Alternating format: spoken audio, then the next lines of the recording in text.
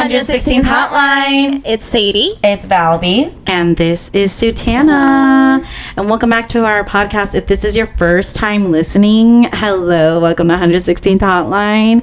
And we are a trio of sisters who like to talk about anything and everything underneath the sun. Yes, This is a safe space not only for us, but for you guys as our listeners. And if this is your, if you're a returning listener, thank you so much for listening. We love you guys. Thank you so much. We love you guys so much. So, first off, I just wanted to say that I love you guys so much. Thank you. I love myself too. Yes. I've been doing a lot of like reflecting and just kind of like, I don't know, I feel like when you reflect, that's when you grow the most as an individual, as a person, you know, like with every high, you have to have the lows to reflect and grow, right? Just like a roller coaster, like that's when you find the most, the most insight, and then like after that it's like you're up high again because you can learn from those lows, so I was just thinking the other day, like, what are some pivotal moments in your guys' life that kind of like shifted the way you viewed life, not only personal moments, but like maybe moments that you witnessed with other people in your life, that have kind of like shifted your mindset to make you see life in a different way, whether that be negative or positive. And I guess I'll go first, but I wanted to just kind of like ask you guys that because I was thinking about it the other day, and I was like, the reason why I was thinking about it is because my mom was a janitor, out of college, and I remember she's just been like cleaning like most of her life. Yeah, she's been cleaning. I didn't know that. Yeah, like that's like her. And I used to be really, really embarrassed to tell people that. You know that, like, that's fucking sad. But I mean, you're a kid, like it's like, my mom is a janitor, like she cleans, like because as a kid, the word you feel embarrassed. Yeah. And so, so there was one time where I basically went with her, and I think I've told this story on the podcast before, I'm not sure, but where I went with her for like bring your kid to work day or whatever. And she took me to the cafeteria and like everything, and I was like, oh my God, that's fun. And basically these kids were like eating lunch or whatever, and they had like a trash receptacle, and instead of like going and throwing the trash in the trash receptacle, they literally would just like throw it on the floor right by the trash can. And then my mom, she's a janitor, so she had to go like pick it up and like clean it up. And I think in that moment, like I remember like feeling like like when you get really embarrassed and like you get like teary-eyed. Like, oh no, your mom has to go pick that up. Yeah, like I just got like teary-eyed and like hot, and I was just like, oh my God, like these people are not nice. Like, how can you do that? Like, that could be your mom, and you're just treating people like that. I just got really like, that made me see janitors and like housekeepers and just people in general that do that type of service work in such a different light, because it's like, at the end of the day, they're humans too. They're someone's mom, there's someone's sister, there's someone's auntie. Like, at the end of the day, you need to be nice to everyone, and not just because they're a certain title. You shouldn't overlook that fact and like treat them like they're, you know what I mean? Like, just clean up after yourself. Yeah. Like, that for me is like one of my first memories of like a pivotal moment to where I'm like, oh, so some people treat janitors like this. Some people treat people that are like my mom like this, and that's not right, And yeah, from like that day on, it's just like I see housekeepers and like service workers like in such a totally different way, because it's not just a janitor. It's not just a housekeeper. That's someone's mom. That's, it's like, have like some they're compassion. still a human being. Yeah. Like, so examples like that, where it's like moments where it kind of shifted your mindset or shifted the way you see life, No? Oh, whoa, it just got really dark. Yeah, the sun's going down. I'm trying to think of like pivotal moments. Like, the only thing I could think about is like as an adult, because I feel like as a kid, I don't know, like I didn't put too much thought into doing anything because I was I mean, like it doesn't have to be just when you're a child, like in general in life. I feel like it's a important topic to talk about. Pivotal moments for me would probably be like my first death as a nurse. Ooh, that's a good one. Just because like now, like I try to live life like with wholeheartedly, and I try to live life as much as I can, just because like I have literally held people's hand on their deathbed. And the thing is, like, before I became a nurse, I have never like dealt with death or been near death, because our dad would not let us go to funerals at all. So I have never been to a funeral until I was 19. What a culture shock. Yeah, literally to enter into your job and just experiencing all that. The first funeral I ever went to was Lolly's grandma's, but like I didn't even see the body. Like I didn't see nothing. Okay. So like I was new to death, and then now I'm working as a nurse and I see death all the time. I think that was a really big pivotal moment for me, just because especially in the Hmong culture, like a lot of people are so what's that word, scared, and like they're very superstitious about like working in the hospital and death, and like, oh, aren't you scared, like you're gonna see stuff. So how does that make you see life now that you experience that versus not being, you know, near at all, and then in your adulthood like you see it all the time? Like how does that make you see life? I think like if it was somebody else, they would probably not handle it as well, just because I feel like I did handle it as good as I did, just because I've never been exposed to it before. So that was a really big pivotal moment in my life, like seeing death firsthand. I definitely cried a lot. I did get scared, and like the initial seeing like shock, like literally seeing a dead body. But I mean, now I know it's probably gonna sound like fucked up to say, but like there's like beauty in death. And like some people, like whenever they do die, like it's their decision that they wanted to like die, and they wanted to stop treatment. So like in that aspect, like that is really like beautiful for them to make that like decision. So they like the patient themselves? The patient decides. And then like that's sad in a sense, because the family would be like, no, we want you to keep fighting as long as but it's like it's their choice. And I feel like that's the most beautiful thing that like a patient or a patient's family member can do for them, is like let them decide like what they want to do, like respect their decision. If that's the last thing they can do, like respect that decision for them.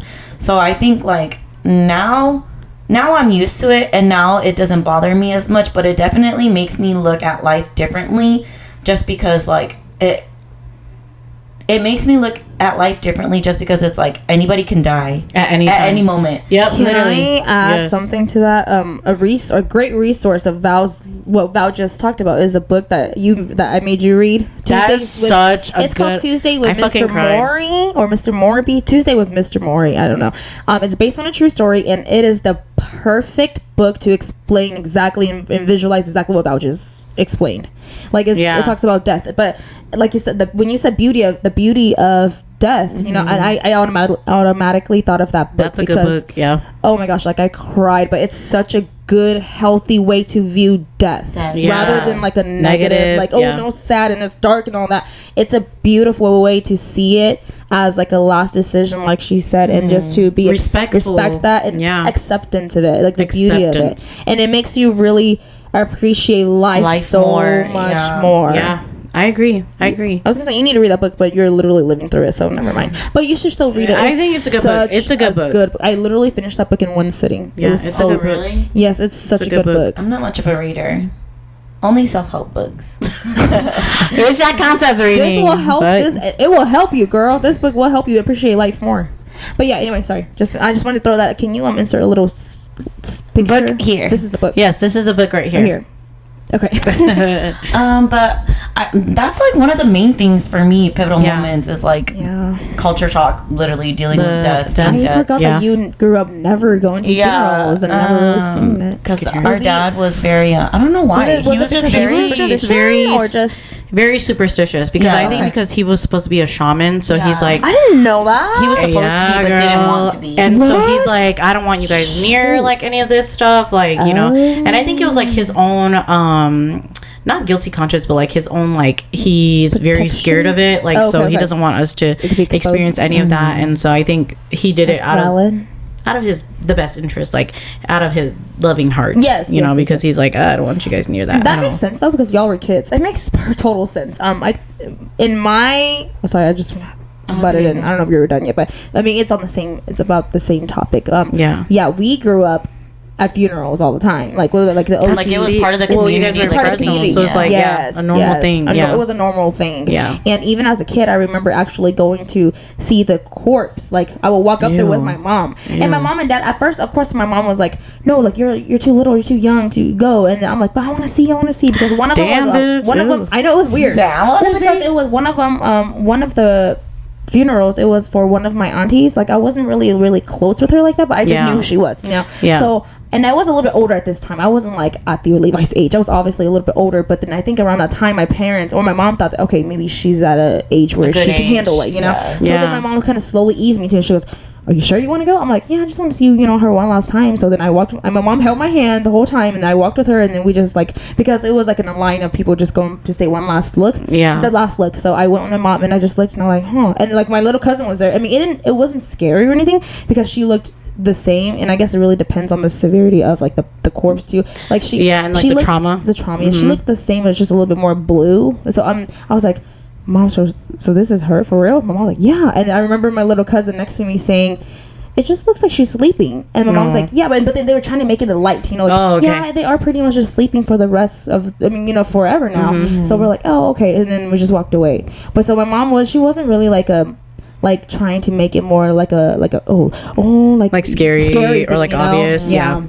I think it's how you present it. Because like I think our dad presented it to us like, "Oh no, it's scary. It's scary. It's scary. It's bad. Like, don't go." And then your family was like, "It's a beautiful thing. It's a normal like, part of the culture. Circle. Yeah. Like it's a normal thing. Like don't be scared of it." Yeah. Another moment for me would probably be, I want to say like getting married. Because growing up, and I'm not just saying like the marriage in general, but also like the culture shock, I guess, in a way for me too, because it was definitely a pivotal moment in my life. Because growing up, my parents are so like, they're not traditional, they're not very Americanized, very modern, very Americanized, very Americanized, modern Hmong family, and so we never grew up with a traditional family, with like my parents would always joke and be like, "Oh, you got to get up at 7 a.m, you know what I mean?" But it's like we never actually had to do that. Did it, because my parents weren't very traditional, and we lived in the city too. So we were city girls, like city girls. It was just very like we were kind of like modern and Americanized, so we never did traditional things. But then I think getting married, it's like I saw the total opposite. So it's like kind of a culture shock. Sure. Because it's like you have all these like expectations of what you need to be, and then it's like, how do you that is a pivotal moment, because it's like, how do you conform yourself? It was like you almost had to reinvent the wheel for your entire lifestyle. And because it's like, everything I've known up till now is not really what it's going to be for the rest of my life, so it's like I have to change who I am into to fit into a different lifestyle. So that for me was a pivotal moment, because it's like, man, everything I've known for the past like 21 years, I gotta forget all that. Would you consider that? Here's my question for you. Would you consider that as like a positive or negative, or both, or like a balance? Or do you think?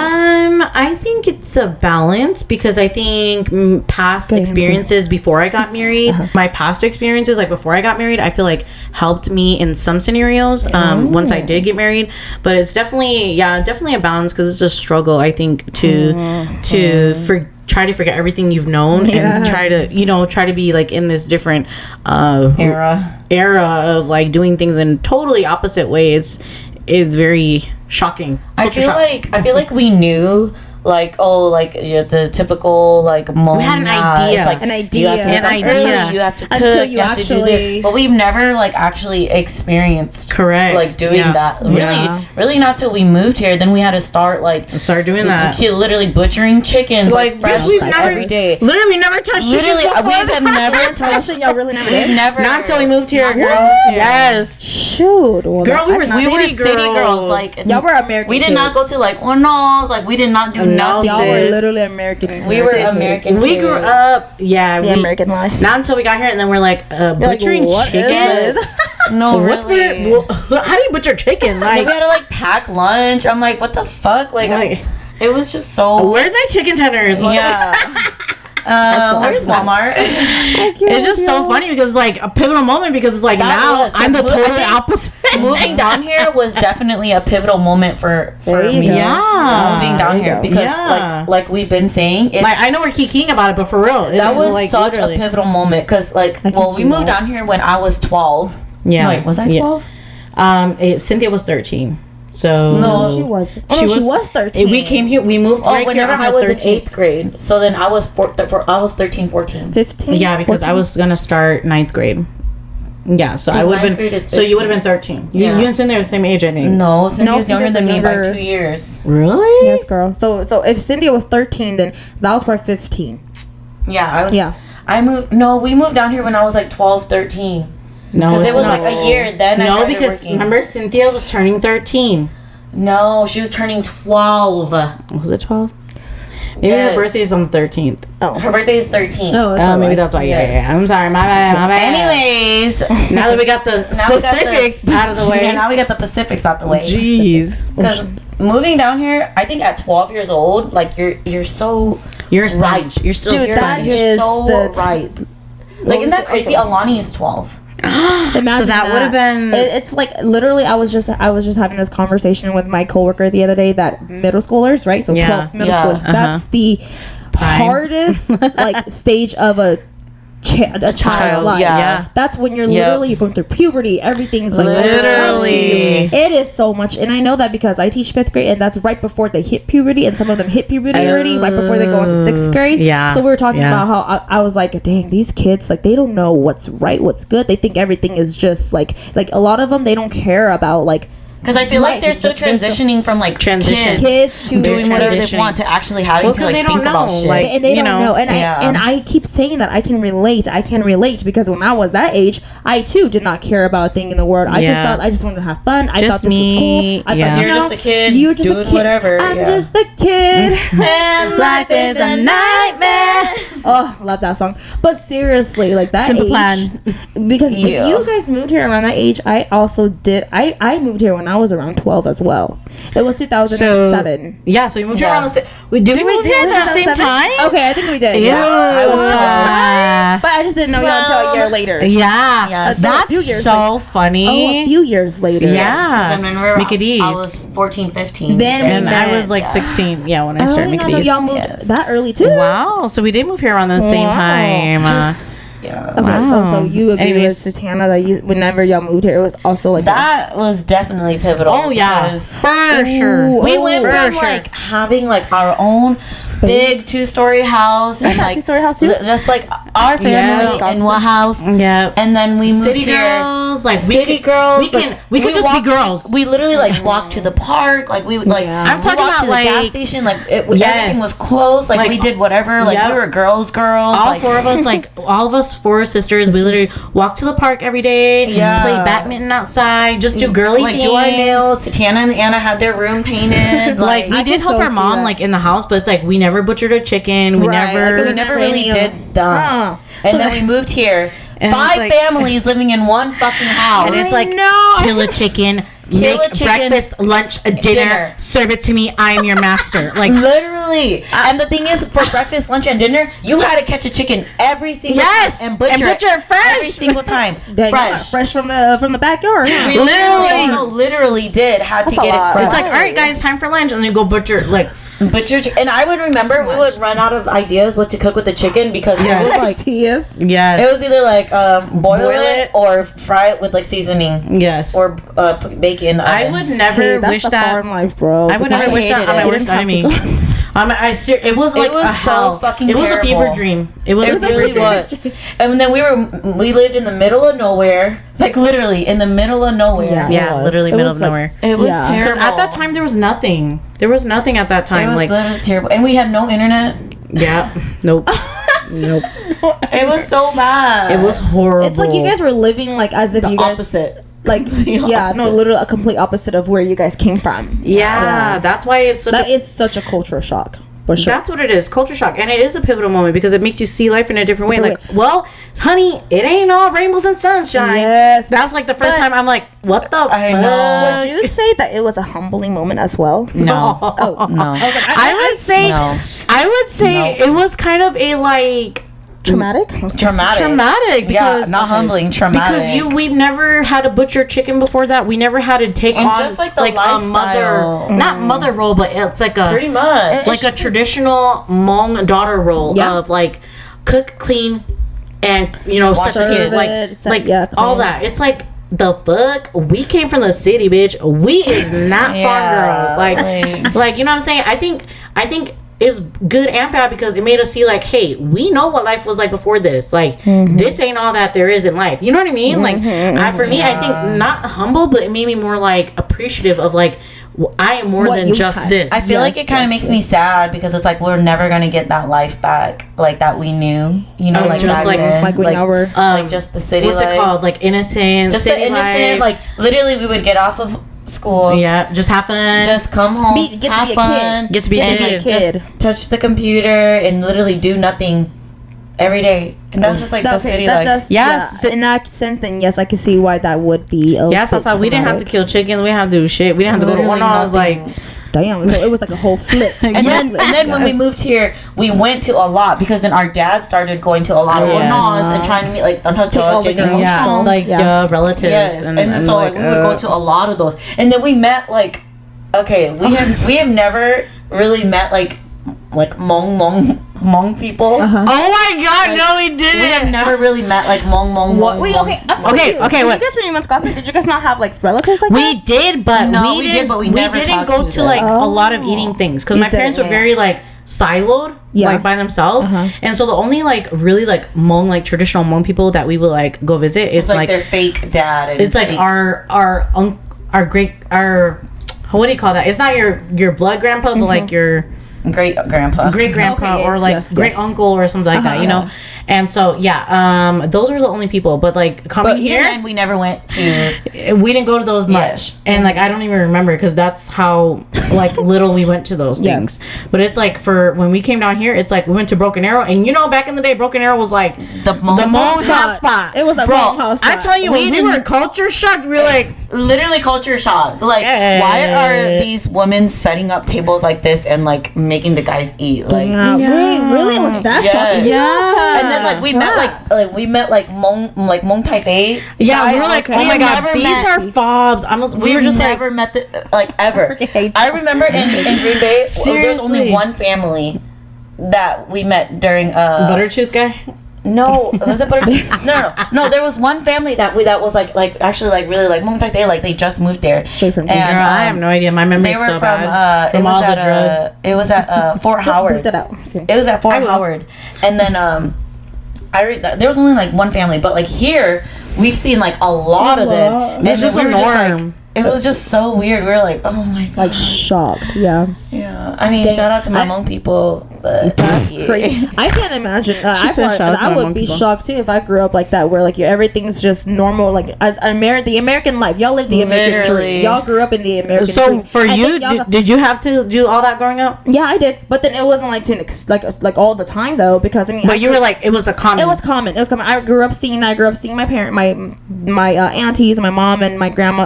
I grew up seeing that, so it was like normal to me. So like and like all the time. And actually, it was like in my how I grew up. It was beautiful for us. Like I viewed it. It was so beautiful because I'm not trying to brag here, guys. I promise, but I feel like my life. No, but seriously, but I'm just saying for real. Like I'm so thankful and appreciative of my like life in general because I grew up seeing both sides. Like, I got the American life, the beauty, the kind of chill, you know, living.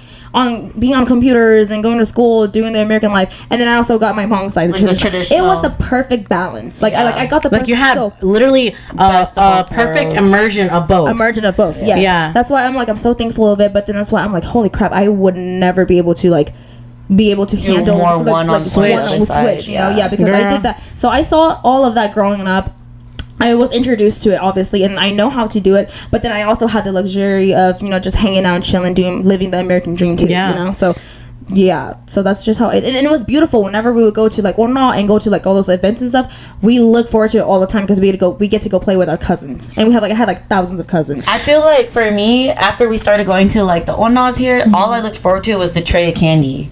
Yes, whenever they bring the tray candy. It was the soda for me. Yeah, the tray candy and the sodas. Yeah. And the sodas. Yeah. For me, personally, I was sick. Give me your mic too. I was sick. No, I'm just kidding. I think obviously for sure the moving from California to here, that was a little bit of a cultural shock because where I'm from, I'm so used to seeing Hmong people. I was surrounded by the Hmong community. HMONG. Yes, from the Hmong community, my cousins, my friends, all of my school friends are all Hmong girls, like all Hmong girls, like right. I mean, obviously I saw the other like races too, but then we never really hung out. So I hung out with all Hmong girls. We all spoke in Hmong, you know, and a little bit of English here and there. So, but when I moved here, it was a cultural shock for me in a way where it was almost opposite of y'all. Like honestly, I'm like, whoa, there's so many Americans. I'm like, what am I gonna do? Where are my Hmong people at? I was just like a lost little Hmong girl in the American world, obviously. Like honestly, Bobby lost in that world. Seriously. But then like I adapted pretty quickly. Like the funny thing is I actually then gravitated more towards non-Hmong people whenever I moved here. Like different race. Yeah, different race. Like friends wise too. Like my best friend when I first moved here was a little Hispanic girl, Carla. I hope you're doing well. I don't know where I think she's still here in Tulsa, but she was like my little bestie. Like she lived right downstairs from me from our little apartment spot. So I was like besties with her. Like she welcomed me and everything. And then ever since then I moved to Owasso, and then we already talked about that. So it was just like a little culture shock for me. I was devastated when I moved here as a kid. Is it because there was no Hmong people? And since I'm the only daughter, growing up I hung out with all of my cousins, my aunties that were my age. When we moved, it didn't really hit me. I was like, oh, whatever. I mean, we're moving to a new state. Yeah, whatever. It didn't really hit me until we actually moved here. And then my mom and dad enrolled me into a new school. And I was like, I hated my life every day. I threatened my mom to suicide as a kid because I was that depressed, then devastated as a kid. Like it really hit me hard. That's a pivotal moment in my life, like, in a negative way, I think, as a kid at the time. Well, because I think it's you're like aware of what's happening. I was aware. I was like, oh my gosh, like I was so sad every day. I hated school. I hated my mom. I hated my dad. I hated my life. I want to kill my mom. I was like emo. I was like, kill my dad. I was like, as soon as I get back from school, I was it's not funny, but dark humor. But I was like so devastated. I hated everything here in Oklahoma. Oh my god! I would never knew that. I'm like, Mom, buy me a ticket right now. I'm going back to California to live with my grandma. I was like, I'm gonna call my grandma and see if I can live with them. And my grandma was like, yeah, you can come live with us. But my mom would just say, no. And like as a kid, I hated it. But now that I'm so much older, I think it comes full circle, right? Because when I was a kid, I was like, okay, this is the worst thing ever. Why did you guys have to drag me to Oklahoma away from my friends and my family and my girls? Evil parents. I hated my parents. Like I resented them. I guess at the time that was the word. I resented them. But then now that I'm older, I'm like, oh Lord, stop. But then now that I'm older, I'm like, damn, Mom and Dad's like, thank you for doing this. Because so are you now? Okay, bitch. Come with the questions. So now, like, are you like content with being in Oklahoma now? I'm not content. Like, I'm happy. No offense to my California family. I love y'all, but I am so. Honestly, at the end of the day, my parents, they really just want best for us, and I see that now, and I'm like, I'm so. Do you still feel like how you do now, where you're like, I just want to go back and live in California? No, absolutely not. It had the whole, like, it has flipped and switched. Like, see, that's a common theme here. I know. And flipping and switching. Yes, there you go. Connection. Flipping and switching and licking. I flip it down, reversing, and how does it go? Hey, you're from the reverse. But no, and now that I'm older, I'm like, dang, I'm so thankful. Like, obviously I was a kid, so I felt really horrible at the time, but now I'm so thankful, and I would not have it any other way. And I don't just mean that as in like it's whatever's beneficial to me now as an adult, but I learned so much from just that. Like, moving here, I see the world different, like you said, seeing the world in a different perspective. You know what I mean? Like, from those moments, I see everything differently now. I've grown so much, and I've just been exposed to a lot more. In my opinion, I feel like if you are so sheltered, you're not gonna grow. Yes. You can't grow from being sheltered. Can't grow in a shed. So that's what, like, because my parents decided to move us and we are exposed to more now, I am so thankful, because that's how I am who I am today. You know what I mean? Yes. So it's like, in a way, my parents are like, they really wanted us to like view, there's more, like you said, there's more to life. There's more to life than, just what you know or grow up knowing. Yeah. And that's why I think my parents, they've always been like that too. Growing up in Thailand, my dad was kind of like not the black sheep, but kind of, because your dad is so quiet. How old were your parents when they moved here? To Owasso? To the US. I don't have to be in the song was born over there. Song was already born over there. Song was born over there. So they had to be in their maybe like 20s, 30s? Late 20s? Yeah, because I'm like, your mom is very like Mom's traditional. She is traditional. Yeah, Wait, are you older or is mom older? I'm older. So it's Song and me. I was their first American child. 1995. So they moved here in 1994. 1993. To the U.S.? Because Song was born in 1993 and Song was born in the motherland. Oh my God. See, so they are late. Because I was like, your parents are... my dad... Not like fobs, but your parents are like traditional. Yeah. They have the tradition. This is your dad. I think my dad was like... Because he don't talk to anybody. I think our dad was like 7 or 8. Our dad, or like 8 or 9. Your dad was here when they were kids. Yeah, that's why. That's where they get the American life from for y'all. That's why you guys grew up the American life. So I'm curious. I mean, dude, we should have our parents on the podcast one time. Or maybe not. No. Okay. Sadinia, no, just my mom's gonna be like, what? No. Oh shoot, your dad was here as a kid. Yeah, that's probably why. So your dad never grew up in the motherland. I don't think he has much recollection of it. Well, because he was only 7. It was very traumatic for him. I think he was like 7, 8, or 9, somewhere around there. It was very traumatic for him. Oh yeah, all he remembers is getting his ass beat. Really? And also, like, that's another pivotal moment, I would say, is hearing, and also traumatic, is hearing your parents' history. I think if you're a children of any immigrants, really plays that's a pivotal moment in general, because it's like I feel like that's your first like aha moment of like, wow, life isn't just all peaches and sunshine here. Like shit, there was more for you. There was more that was behind all this, and they had to go through these trials and tribulations to get where they are today, and that's fucking traumatic. Traumatic, hearing those stories, I'm like, oh god. I think that's it plays a part in like, what does that quote say, that you either follow their footsteps, or you like change it, and you want to go the opposite way. So your parents were already married in the they married motherland? Yeah. Oh yes. Dang. My mom told me, I think she was like 13 or 14 when she got married. Did your dad steal her? No, she wanted to go with my dad. Wow. True love words. My dad got my mom good. So yeah, so my mom, she's so corny. But then whenever she tells me about it, I'm like, oh, okay, this is so cute. Like, yeah, they were dating or whatever. She was like 13, 14, and then she went and got married with my dad. Had my brother when she was 16 or 15. My mama was a young mama. She was 16 or 15. So then that's why. That's so crazy, because that literally reminds me of like how my mom had Joe the same age too.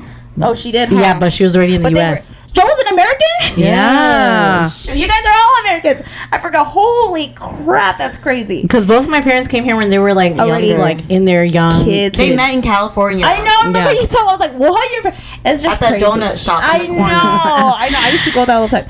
Did you really? Oh yeah, I forgot you're from Fresno. Bro, that's my life. Okay, apparently there was a fair or something that comes to town or something like that. That's how my parents ended up getting married. Did not marry? Yeah, because like they came home late from the fair or some shit like that. Yeah, but that donut shop, they always talk about that, and I'm like, that's adorable. Like, girl, we Americanized. We don't know none of that. The donut shop that sells kung pao chicken, or it was an Asian donut shop. That's why. So they had like a mixture of like. Bro, it's so fucking funny that you live there and like you. I remember when y'all showed me the photo. I'm like, I know this place. You're like, oh yeah, my parents. I was like, your parents were.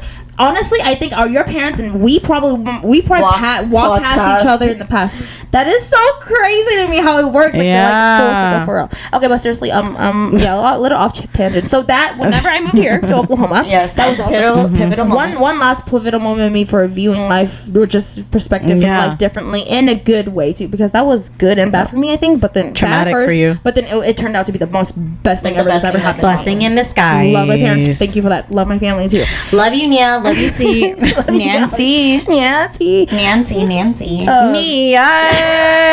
What's your second pivotal moment? The second dating how to race. Oh damn! That's an assumption. That would be my third. No, I feel actually that would be a pivotal moment. Don't let her put words in your mouth, huh? Don't let her put words in your mouth. No, but then, because I never thought of that. But absolutely, because like I see how different races, family, how they like how their lifestyles are. So I'm like, oh, okay, this is it's kind in a way kind of like you when you say you wouldn't go get married. So it's like a traditional compared to what you were used to. Bro, wait, hold on, pause. You know how we're talking about flipping and reversing? It's so funny because you're from traditional and you like are with the guy out of race. And then you are the opposite.